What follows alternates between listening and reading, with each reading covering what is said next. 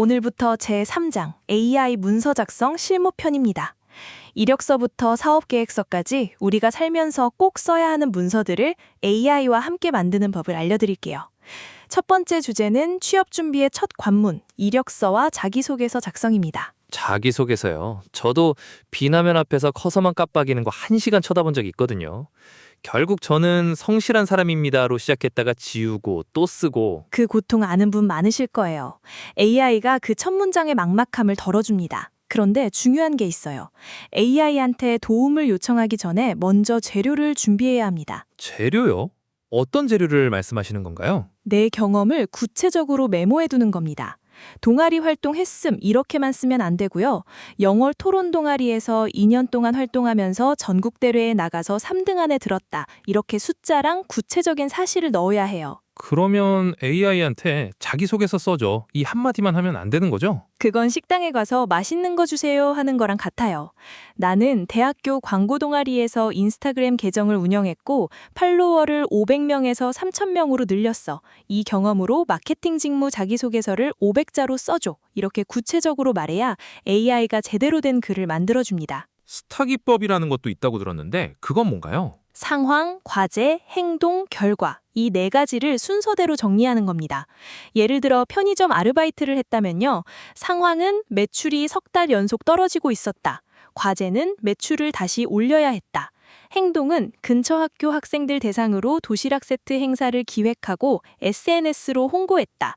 결과는 한 달 만에 매출이 15% 올랐다. 이렇게 정리해서 AI한테 주면 설득력 있는 글이 나옵니다. 그러면 AI가 써준 그대로 내면 되겠네요. 편하다. 그러면 떨어집니다. 인사 담당자들이 AI가 쓴 글인지 바로 알아봐요. AI 문장은 너무 매끄럽고 감정이 없어서 기계적으로 보이거든요.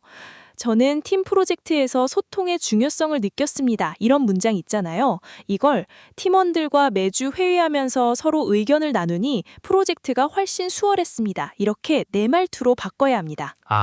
AI는 초안 작성 도움이지 대필 작가는 아닌 거군요. 맞아요. 그리고 꿀팁 하나 알려드릴게요. AI한테 역할을 줘보세요.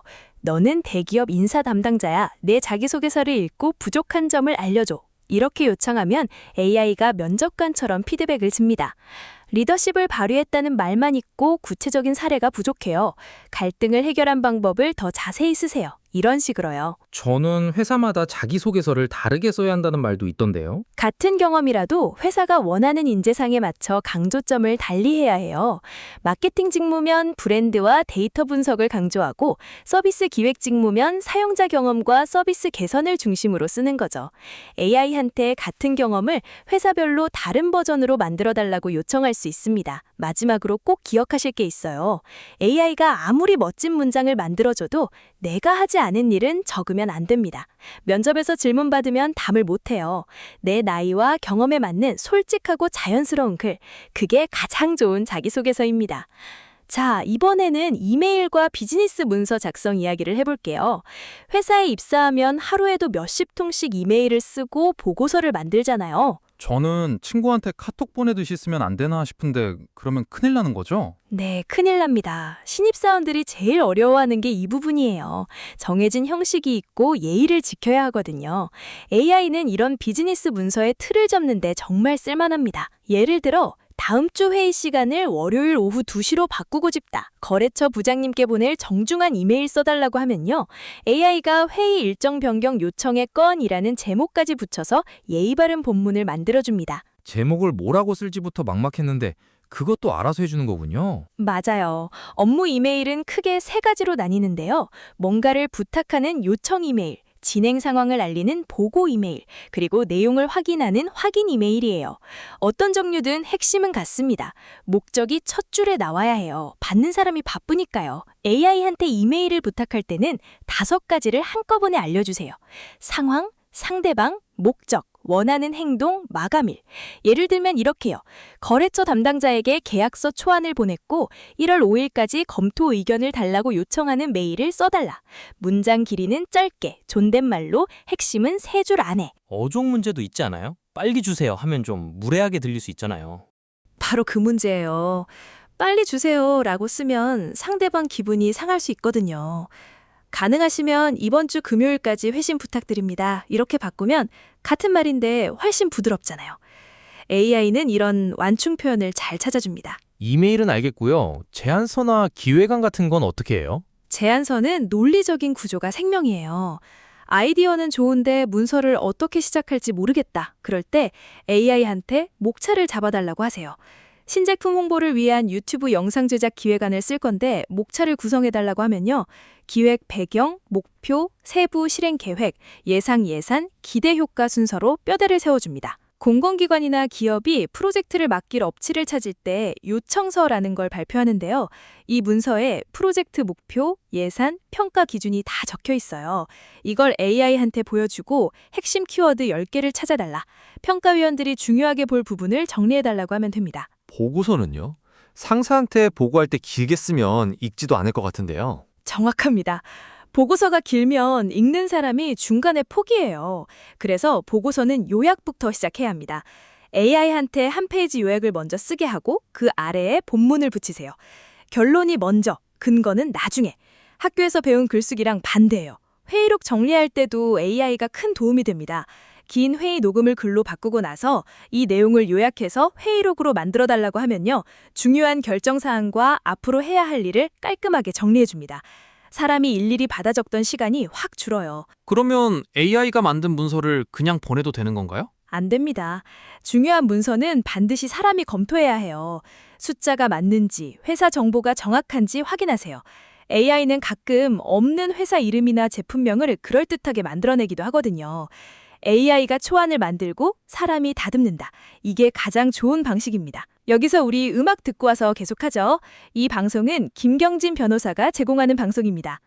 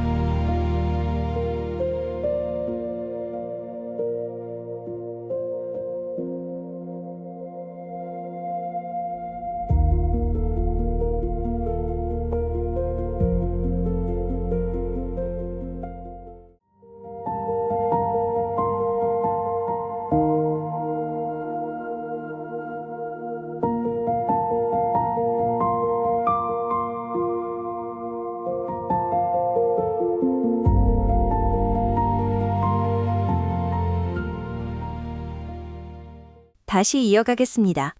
방금 들은 음악처럼 인공지능도 잠깐 쉬었다가 보면 더 또렷하게 보입니다. 이번 시간에는 블로그와 SNS 콘텐츠를 AI로 만드는 방법을 이야기해 볼게요. 블로그, 인스타그램, 틱톡 다 우리 일상이잖아요. 그런데 매번 뭘 쓸지 고민되는 거 저만 그런 건 아니죠?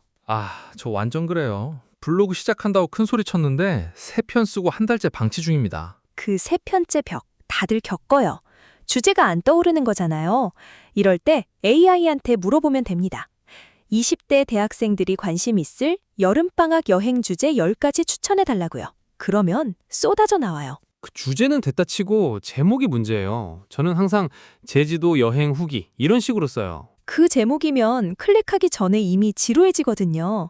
AI한테 클릭을 더 받을 수 있는 제목 5개 지어달라고 해보세요. 나만 알고 싶은 제주 숨은 명소. 제주도 가서 여기 안 가면 후회합니다. 이런 식으로 나옵니다. 호기심을 건드리는 거죠. 근데 AI가 쓴 글이 제 말투랑 완전 다르면 어떡해요? 읽는 사람이 이거 AI 쓴 거 아니야 할 것 같은데? 좋은 질문이에요. 비결이 있어요. 과거에 내가 쓴 글 5개에서 10개 정도를 AI한테 보여주세요. 그리고 도입부 구성 방식, 자주 쓰는 표현, 문장 길이, 전체 분위기를 파악해달라고 합니다. AI가 내 스타일을 학습하면 그 톤으로 새 글을 써주거든요. 그러면 제 특유의 쓸데없이 긴 괄호 농담까지 살려주나요? 그것까지는 모르겠지만 비슷하게 흉내는 냅니다. 그리고 블로그 할 때 검색 최적화, SEO라고 하죠. 이것도 AI가 도와줘요. 직장 스트레스 해소법 글을 쓴다고 하면 검색에 잘 걸릴 키워드 10개를 먼저 뽑아달라고 합니다. 직장인 스트레스 관리, 업무 스트레스 줄이는 법 같은 키워드를 본문에 자연스럽게 넣어주는 거예요. 블로그는 알겠는데 인스타그램이나 틱톡은 좀 다르지 않아요? 짧잖아요. 맞아요. SNS는 짧고 눈에 확 들어와야 합니다. 플랫폼을 꼭 지정해주세요. 예를 들어 이렇게 요청해요. 너는 SNS 마케팅 전문가야. 화장품 브랜드 인스타그램 릴스를 기획해줘. 주제는 여름 피부 관리. 30초짜리 영상이고 오프닝 3초, 제품 소개 20초, 행동 유도 7초, 해시태그 15개도 추천해줘. 이렇게 구체적으로 넣으면 바로 쓸 수 있는 결과가 나와요. 해시태그도 AI가 골라주는 거예요? 저는 항상 여행 하나만 달았거든요. 해시태그 하나로는 바다에 낚싯줄 하나 던진 거나 마찬가지예요. 여행 브이로그를 올린다면 세계 여행, 숨은 명소 찾기처럼 구체적인 태그를 여러 개 써야 합니다. AI가 각 해시태그의 경쟁 정도와 노출 가능성까지 분석해서 최적의 조합을 만들어줘요. 캡션은요? 카페에서 찍은 사진에 뭐라고 써야 할지 항상 고민이에요. 결국 커피 한 잔 이렇게만 올리거든요. 카페에서 공부하는 사진 올릴 캡션을 친근하고 공감 가는 느낌으로 50자 이내로 써달라고 해보세요. 카공족의 성지 발견, 여기 커피 맛집 인정? 이런 식으로 나와요. 유튜브 대본도 마찬가지입니다. 10분짜리 제품 리뷰 영상 대본을 써달라고 하면 오프닝부터 장단점 비교, 마무리 멘트까지 짜임새 있게 만들어줍니다. 그러면 AI가 다 해주는 건가요? 여기가 핵심인데요. AI가 만든 컨텐츠를 그대로 올리면 안 됩니다. AI는 아이디어와 초안을 주는 도구예요. AI가 제안한 10개 아이디어 중에서 3개를 골라 내 스타일로 바꿔야 차별화된 컨텐츠가 됩니다. 최종 결과물에는 내 브랜드의 색깔과 메시지가 담겨야 하거든요. 알겠습니다. 저도 오늘부터 블로그 먼저 좀 털어봐야겠네요. 이번에는 마케팅 문구와 해시태그 이야기를 해볼게요. 카피라이팅이라고 하죠. 짧은 문장 하나로 사람 마음을 흔들어야 하는 작업인데 이게 생각보다 고된 일이에요. 저도 과제로 홍보 문구 써본 적 있는데 2시간 고민해서 쓴 게 좋은 제품입니다. 사세요 였거든요. 솔직해서 좋긴 한데 마케팅은 아니죠. 마케팅 문구의 어려운 점이 과장하면 티가 나고 밋밋하면 아무도 안 본다는 거예요. AI는 이 사이에서 여러 버전을 빠르게 뽑아내는 데 강합니다. 같은 제품이라도 짧은 문구, 설명하는 문구, 후기 형식, 문제 해결형으로 다르게 써야 하거든요. AI한테 타겟이 누구인지, 제품이 뭔지, 전하고 싶은 메시지가 뭔지, 어떤 분위기인지 재료를 주면 여러 버전이 쏟아져 나옵니다. 온라인 쇼핑몰 하는 친구가 제품 설명 쓰느라 밤새더라고요. 그것도 AI가 도와줄 수 있나요? 그럼요. 예를 들어 유기농 녹차 비누라는 제품명만 넣으면 천연 녹차 성분이 피부를 부드럽게 가꿔줍니다.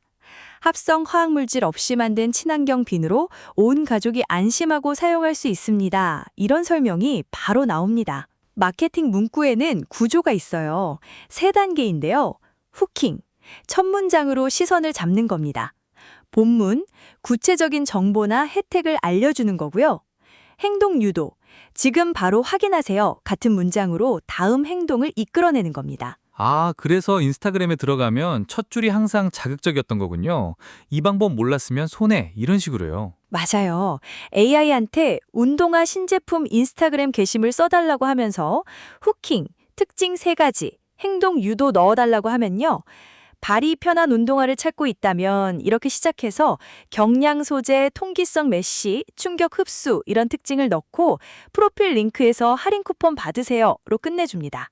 해시태그도 중요하다고 하잖아요. 그건 어떻게 하나요? 해시태그에 흔한 실수가 있어요. 음식이라고 태그를 달면 수백만 개 게시물 사이에 묻혀버립니다. 바다에 모래알 하나 던지는 거랑 같거든요. 대신 홈메이드 디저트, 비건 베이킹, 글루텐 프리 케이크 이렇게 구체적으로 쓰면 관심 있는 사람들한테 닿습니다. AI 해시태그 도구는 지금 유행하는 키워드를 분석해줘요. 크리스마스 시즌이면 크리스마스 선물, 연말 파티룩 같은 계절 태그를 추천하고 새해에는 새해 다짐 같은 태그를 알려줍니다. 플랫폼마다 전략도 다른데 인스타그램은 태그를 많이 써도 되지만 링크드인은 3개에서 5개가 적당합니다. 문구를 여러 개 만들었으면 어떤 게 좋은지 어떻게 알아요? 감으로 고르나요? A/B 테스트라는 방법이 있어요. AI한테 같은 제품을 두 가지 다른 방식으로 써달라고 합니다. 하나는 편안함을 강조하고 다른 하나는 스타일을 강조하는 식으로요. 둘 다 올려보고 클릭률이나 구매율이 높은 쪽을 선택하는 겁니다.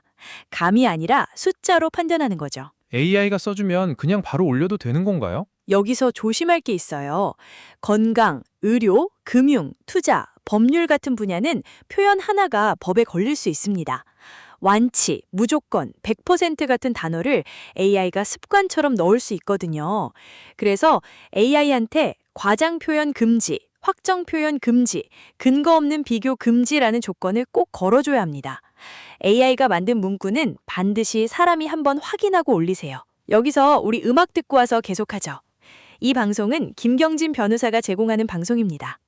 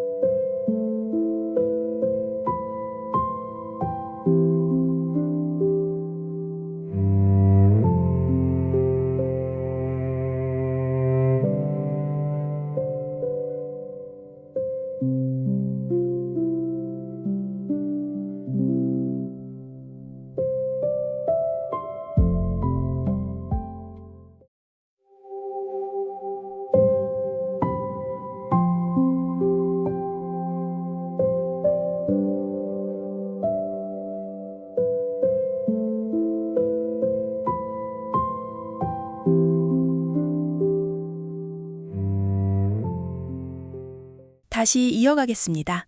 방금 들은 음악처럼 인공지능도 잠깐 쉬었다가 보면 더 또렷하게 보입니다. 저 얼마 전에 프리랜서 계약서를 하나 받았는데요. 10페이지가 넘더라고요. 3장 읽다가 포기했습니다. 포기하면 안 되는 게 계약서인데요. 그래도 마음은 이해합니다. 계약서에 갑을, 귀책 사유, 손해배상 이런 말이 나오면 외국어를 읽는 기분이잖아요. 이럴 때 AI한테 계약서를 넣고 중학생도 이해할 수 있게 풀달라고 하면 됩니다. 그러면 제3조 2항에 의거하여 같은 말이 약속을 어기면 이런 책임을 진다로 바뀌거든요. 그러면 제가 3장에서 포기한 계약서도 한 번에 정리가 되는 건가요? 솔직히 서명은 이미 했습니다만. 서명을 이미 하셨다고요? 앞으로는 서명 전에 꼭 확인하셔야 합니다. AI한테 내가 프리랜서, 을 입장이라고 알려주고 불리한 조항을 찾아달라고 하면 독소 조항을 짚어줍니다. 독소 조항이요? 예를 들면 어떤 게 있나요? 흔한 게 작업 완료 후 90일 이내에 대금을 지급한다는 조항입니다. 보통은 30일이 표준인데 석 달이나 기다리라는 거죠.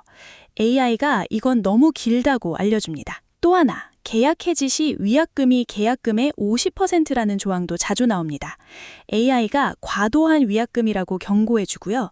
20%로 낮추는 수정 문구까지 제안해줍니다. 수정 문구까지요?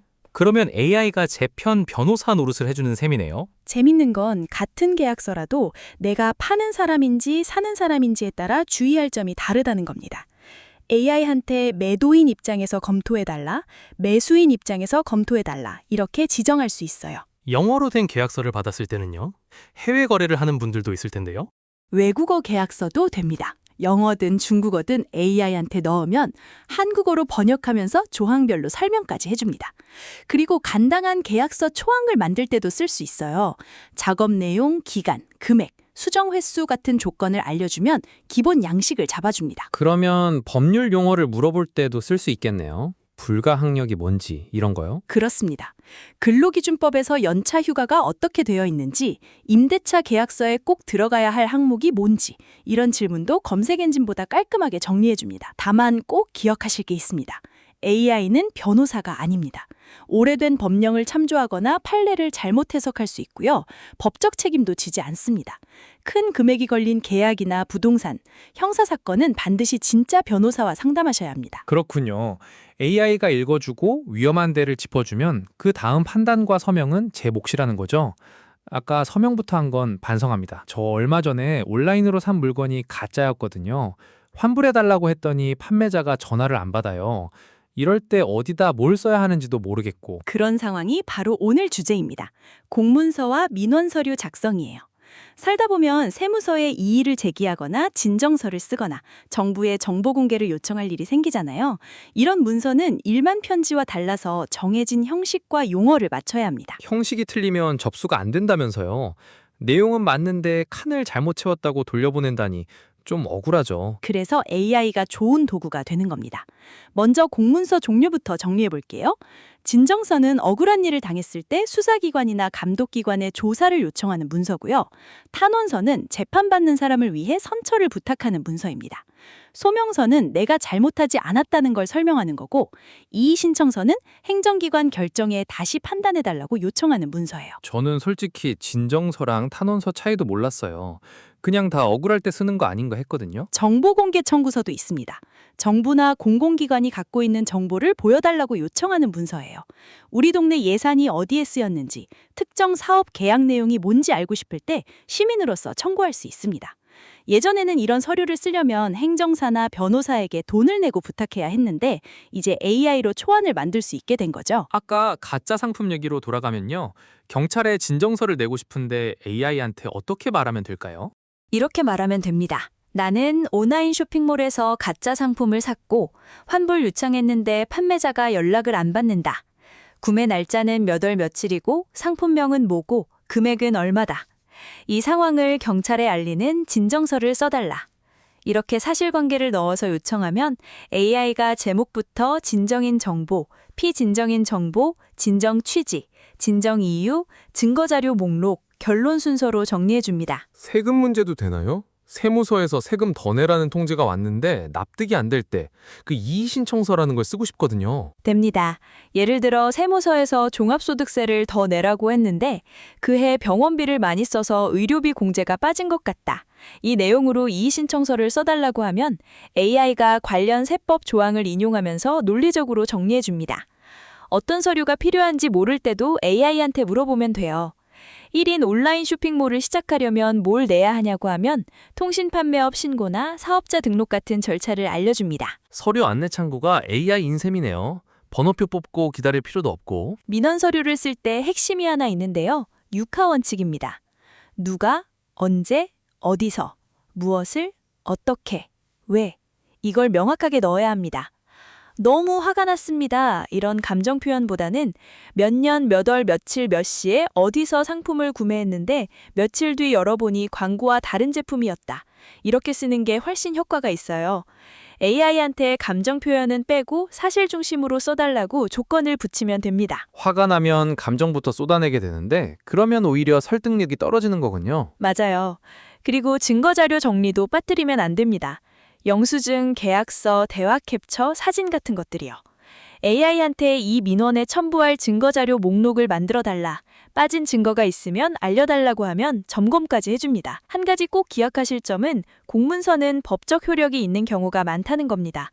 AI가 만든 문서를 그대로 내기 전에 날짜, 금액, 이름 같은 기본 정보가 맞는지 꼼꼼히 확인하세요.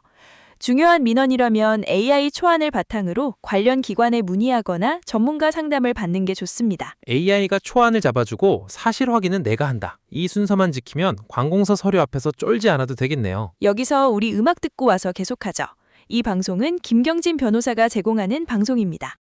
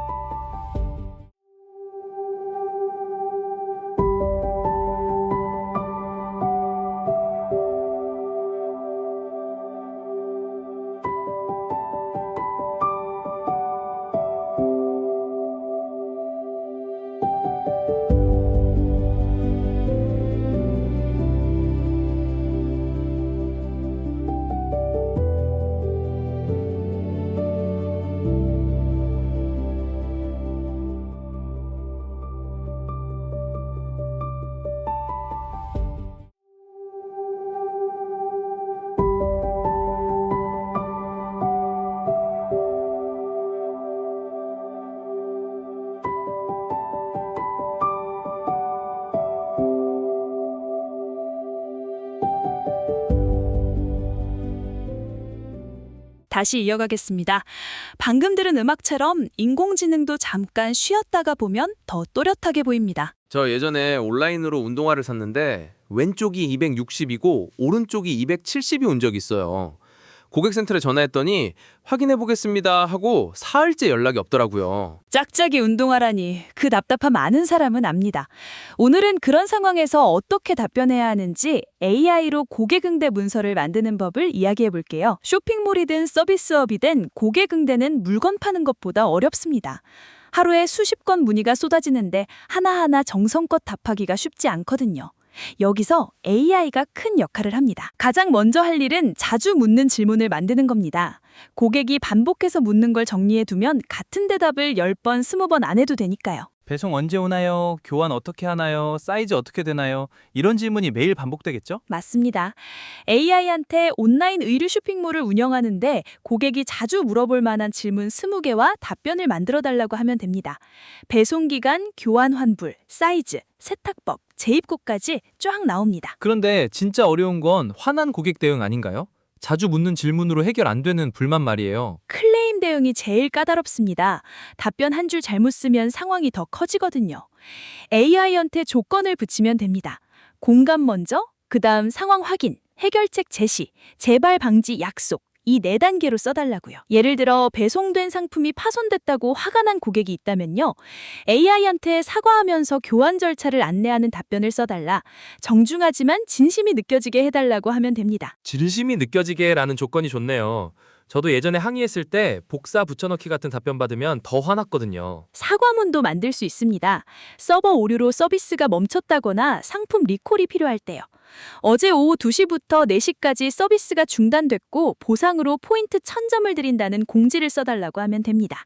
나쁜 리뷰 대응은요? 별점 하나짜리 리뷰가 달리면 사장님 입장에서는 가슴이 철렁할 텐데. 나쁜 리뷰를 무시하면 다른 고객도 다 봅니다. 반박하면 인상이 더 나빠지고요.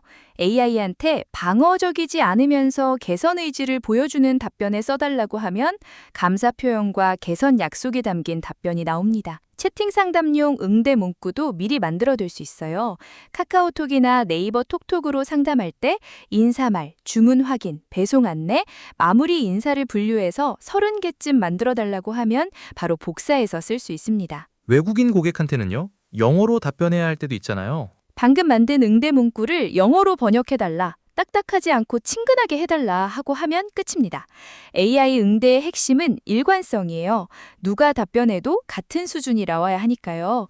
다만 고객 이름을 넣거나 상황에 맞게 살짝 고치면 훨씬 따뜻해집니다. 요즘 대학생 창업 동아리도 많고 공모전도 많잖아요. 근데 아이디어는 있는데 사업 계획서를 쓰려고 앉으면 멍해지는 거예요. 첫 문장부터 막힙니다. 사업 계획서가 어려운 건 당연합니다. 내 머릿속에선 완벽한 사업인데 글로 옮기려면 구조가 필요하거든요. 보통 사업 개요, 문제 정의, 해결책, 시장 분석, 비즈니스 모델, 마케팅 전략, 팀 소개, 재무 계획 순서로 씁니다. 항목만 들어도 벌써 8개네요. 저는 아이디어 한 줄 쓰고 끝이었는데. 그래서 AI한테 먼저 목차를 잡아달라고 하면 좋습니다. 예를 들어 대학생 대상 중고교재 거래 앱을 만들려고 해. 창업 공모전용 사업계획서 목차를 짜줘. 이렇게 요청하면 10개 항목 정도로 뼈대를 만들어줍니다. 뼈대가 있으면 확실히 덜 막히겠네요. 그 다음엔 뭘 먼저 채워야 합니까? 문제 정의부터 쓰세요. 사업계획서에서 제일 중요한 부분입니다. 왜 이 사업이 필요한지, 어떤 불편함을 해결하는지 써야 하거든요. AI한테 대학생들이 중고교재 사고팔 때 겪는 불편함을 3가지로 정리해줘. 이렇게 요청하면 됩니다. 교재비 부담, 같은 학교 사람 못 찾는 것, 직거래 시간 맞추기 같은 거 나오겠네요. 저도 학기 초마다 교재비에 한숨 쉬었거든요. 맞습니다. 그 다음은 시장 분석인데 여기선 시자가 들어가야 합니다. 시장이 얼마나 큰지 데이터로 보여줘야 하거든요. AI한테 한국 대학생 수, 연간 교재 구매 비용 같은 자료를 정리해달라고 요청할 수 있습니다. 다만 AI가 만들어낸 숫자는 틀릴 수 있으니까 통계청이나 교육부 자료로 반드시 확인하세요. AI가 숫자를 그럴듯하게 만들어내는 건 좀 무섭긴 하죠. 심사위원 앞에서 출처 물어보면 끝이니까요. 경쟁사 분석도 빼먹으면 안 됩니다. 비슷한 서비스가 이미 있다면 우리가 뭐가 다른지 설명해야 하거든요. AI한테 당근마켓, 번개장터와 우리 서비스의 차이점을 표로 정리해줘. 이렇게 하면 기능별 비교표가 나옵니다. 거기에 우리만의 강점을 넣으면 됩니다. 수익 모델은요? 어떻게 돈 벌 건지 쓰는 부분이 제일 막막할 것 같은데요. AI한테 중고 교재 거래 앱의 수익 모델을 5가지 제안해줘. 이렇게 물어보세요. 광고 수익, 거래 수수료, 프리미엄 구독 같은 아이디어가 나옵니다. 전부 쓸 필요는 없고 현실적인 것만 골라서 구체화하면 됩니다. 재무 계획도 마찬가지로 AI한테 월별 예상 매출표를 만들어 달라고 하되 그 숫자의 근거를 본인이 설명할 수 있어야 합니다. 투자 발표도 해야 하는 경우가 있잖아요. 슬라이드 10장 앞에서 떨면서 서는 그 순간이요. 투자 제안서, 피치덱이라고 하는데요. 사업 계획서를 10장에서 15장 슬라이드로 압축한 겁니다. AI한테 사업 계획서를 바탕으로 10장짜리 발표 자료 구성을 짜죠. 이렇게 하면 슬라이드별로 뭘 넣을지 안내해 줍니다. 정부 지원 사업 신청서는 양식이 정해져 있으니까 공고문을 꼼꼼히 읽고 그 양식에 맞춰 써달라고 요청해야 합니다. 결국 AI가 뼈대를 세워주고 살은 내가 붙이는 거네요. 요리로 치면 레시피는 AI가 짜주는데 칼질은 내가 하는 셈이고요. 딱 맞는 비유입니다. 사업 계획서에서 가장 흔한 실수가 아이디어만 강조하고 실행 계획이 없는 거거든요. 언제까지 뭘 할 건지 6개월 로드맵을 월별로 정리해달라고 AI한테 요청하면 실행 계획이 구체적으로 잡힙니다. 좋은 아이디어입니다로 끝나면 투자자는 안 움직입니다. 숫자와 일정이 있어야 설득이 됩니다. 여기서 우리 음악 듣고 와서 계속하죠. 이 방송은 김경진 변호사가 제공하는 방송입니다.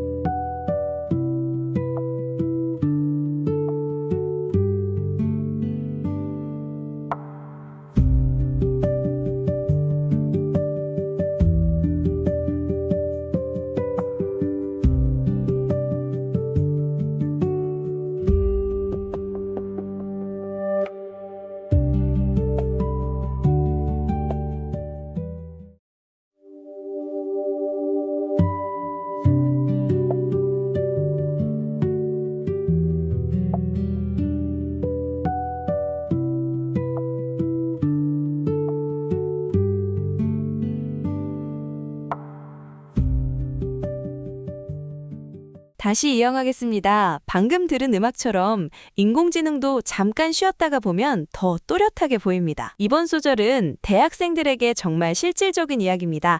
장학금 신청서, 교환학생 지원서, 대학원 학업계획서 이런 서류들이 당락을 가르는데요. AI가 준비 과정에서 큰 도움이 됩니다. 장학금 신청서 쓸 때 진짜 막막하거든요. 내가 뭘 잘했는지 스스로 쓰려니까 갑자기 기억이 사라져요. 맞아요. 자기 자랑을 글로 쓰라니까 손이 안 움직이죠. 장학금 종류부터 볼게요. 성적 우수, 봉사, 리더십, 가계곤란, 특기장학금. 종류마다 심사 기준이 다릅니다. 성적장학금은 학점이 핵심이고 봉사장학금은 봉사 내역이 핵심이에요. 예를 들어 리더십 장학금에 지원한다고 해볼게요. AI에게 이렇게 말합니다. 나는 과학생회장을 했고 신입생 멘토링 프로그램을 만들었어. 이 경험을 바탕으로 리더십을 강조하는 신청서를 써줘. 그러면 AI가 경험을 구조화해서 설득력 있는 초안을 만들어줍니다. 가계곤란 장학금은요? 그건 솔직히 쓰기가 좀 불편한 서류잖아요. 그렇죠. 너무 과장하면 신뢰가 떨어지고 너무 담담하면 절실함이 전달이 안 됩니다. AI에게 상황을 알려주면서 담담하지만 진심이 느껴지는 톤으로 써달라고 요청하면 됩니다. 적절한 균형을 잡아주거든요. 교환학생 지원서는 어떤가요? 해외 경험을 쌓고 싶다 이 한마디로는 안 되겠죠. 네, 그건 소개팅에서 좋은 사람 만나고 싶어요 하는 거랑 비슷해요. 누구나 하는 말이니까요. 왜 그 나라인지, 왜 그 학교인지 구체적이어야 합니다. 예를 들어 독일 뮌헨대 경영학과에 지원한다면 독일 자동차 기업들의 경영 방식을 배우고 싶다는 식으로 연결하는 거죠. 교환학생 지원서에는 학업 계획과 귀국 후 계획도 써야 해요. 출발 전 준비, 현지에서 뭘 할지, 돌아와서 어떻게 쓸지 이 세 가지가 하나의 이야기로 이어져야 설득력이 생깁니다. AI에게 이 흐름을 잡아달라고 하면 됩니다. 대학원 학업 계획서는 진짜 어렵다고 들었어요. 쓸 내용도 많고요. 학업 계획서가 지원서 중에서 제일 까다롭습니다. 왜 대학원에 가는지, 어떤 연구를 하고 싶은지, 왜 이 학교, 이 교수님인지, 학부 때 공부한 것, 연구 경험, 미래 목표가 논리적으로 이어져야 해요. AI에게 이 재료들을 주면 흐름을 잡아줍니다. 해외 대학원이면 영문 서류가 필요하죠. 한국어로 먼저 내용을 정리하고 AI에게 학술적인 영어로 바꿔달라고 하면 됩니다. 영어가 부족해도 수준 높은 영문 서류를 만들 수 있어요. 추천서 요청 이메일도 마찬가지고요. 교수님께 정중하지만 부담 안 드리는 톤으로 써달라고 하면 됩니다. 면접 준비도 되나요? 저는 예상 질문을 혼다 뽑다가 3개쯤에서 막혀요. AI에게 리더십 장학금 면접에서 물어볼 만한 질문 10개를 뽑아달라고 하면 바로 나옵니다. 각 질문에 대한 답변도 같이 준비할 수 있고요. 혼자 고민하면 3개에서 멈추는데 AI는 10개를 금방 뽑아주니까 연습 범위가 넓어지죠. 한 가지 꼭 기억하실 게 있어요. AI가 만든 글이 아무리 그럴듯해도 면접에서 질문 받으면 내 말로 설명할 수 있어야 합니다. 초안을 받은 다음 반드시 내 경험과 생각으로 고쳐야 해요. 남의 이야기처럼 들리면 심사위원들이 바로 알아챕니다. AI는 재료를 정리해 주는 거고 진정성은 내가 채우는 거군요. 잘 알겠습니다. 이번 시간에는 상품 설명서와 매뉴얼 작성 이야기를 해볼게요. 요즘 스마트 스토어나 쿠팡, 아마존에서 누구나 물건을 팔 수 있잖아요. 그런데 같은 물건이라도 설명을 어떻게 쓰느냐에 따라 판매량이 확 달라집니다. 저도 중고 거래할 때 느끼는 건데 사진만 딱 올리고 쿨거래 원합니다. 이렇게만 쓴 사람이랑 상태를 자세히 적어놓은 사람이랑 신뢰도가 다르더라고요. 맞아요. 온라인에서는 상세 페이지가 곧 가게 얼굴이에요. 고객이 살지 말지를 거기서 결정하거든요. 제품 이름, 주요 특징, 사용 방법, 크기, 무게, 주의사항까지 다 들어가야 합니다. AI한테 예를 들어 이렇게 물어볼 수 있어요. 스테인리스 텀블러 상세 페이지를 써줘.